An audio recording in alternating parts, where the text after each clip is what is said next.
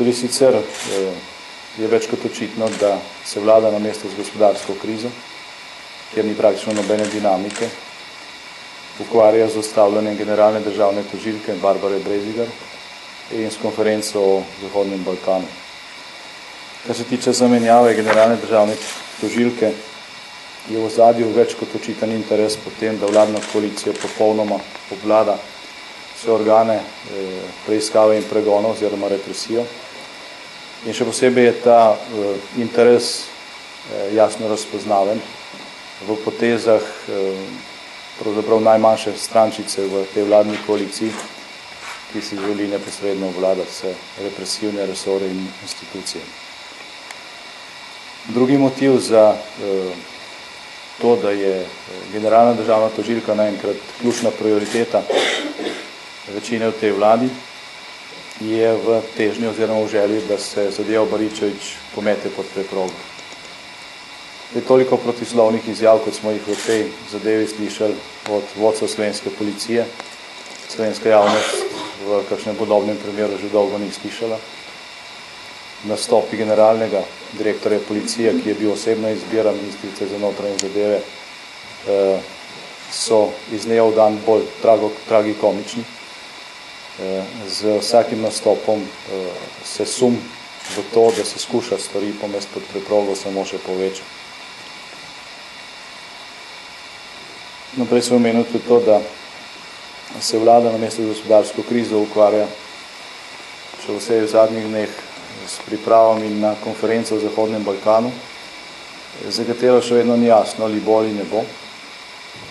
Najprej rečem, da bi bilo v določenih razmerah ta konferenca lahko koristna. Seveda pod dvema pogojema. Prvič, da bi vlada to dala na pravo mesto, ko gre za prioritete, se pravi, da bi se s konferenco ukvarjalo ob vsem drugem, ne pa da je to ključna preokupacija zadnjih nekaj tednov tudi predsednika vlade. Očitno gre za to, da vlada s to temo na nek način beži od reševanja akutnih problemov, ukvarja se pa z način za to, da se nekaj dogaja, ključni akutni problemi pa pač ostajajo nenaslovljeni. In seveda drugi pogoj za to, da bi bila lahko ta konferenca uspešna, pa bi bil, da bi se najprej poiskala formula za udeležbo vseh, ki se jih na takšno konferenco vabi, potem pa bi se konferenca razglasila na srečanju z novinarji oziroma bi se razglasila v javnosti. Če najprej napoveš neko tako veliko stvar in potem začneš šele iskati formulo za udeležbo, vsem tistim, ki imajo težave s to udeležbo v lastnih državah oziroma v lastni javnosti, povzročiš dodatne težave. Naj povem, da smo podobno srečanje organizirali v času, ko je Slovenija predsedovala Evropski uniji, in to uspešno. Vendar se je formula za udeležbo poiskala prej, preden se je srečanje najavilo pompozno, ob tem, da več kot polovica tistih, ki so bili vabljeni, sploh niso vedeli, da se bo to zgodilo. Kajti ta konferenca ni bila na kakšnem letnem programu in prioritetah slovenske zunanje politike za letošnje leto, šlo je pa za idejo, do katere se je prišlo kasneje. Kljub temu in kljub dejstvu, da bo špansko predsedstvo v Sarajevu v kratkem tudi organiziralo nekaj podobnega in da je to v njihovem programu, da je bila ta konferenca lahko koristna pod temi pogoji. Treba pač počakati, kaj se bo dejansko zgodilo. Žalostno je, da se toliko energije potroši zaradi tega, ker je pač pristop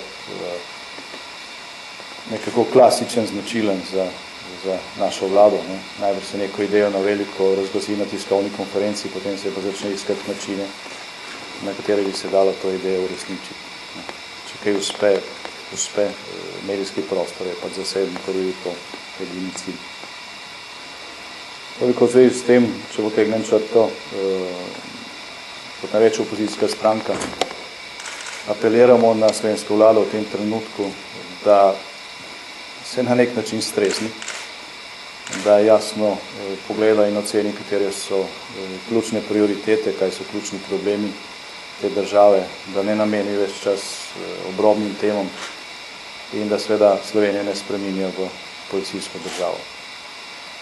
se bo izkazalo, da je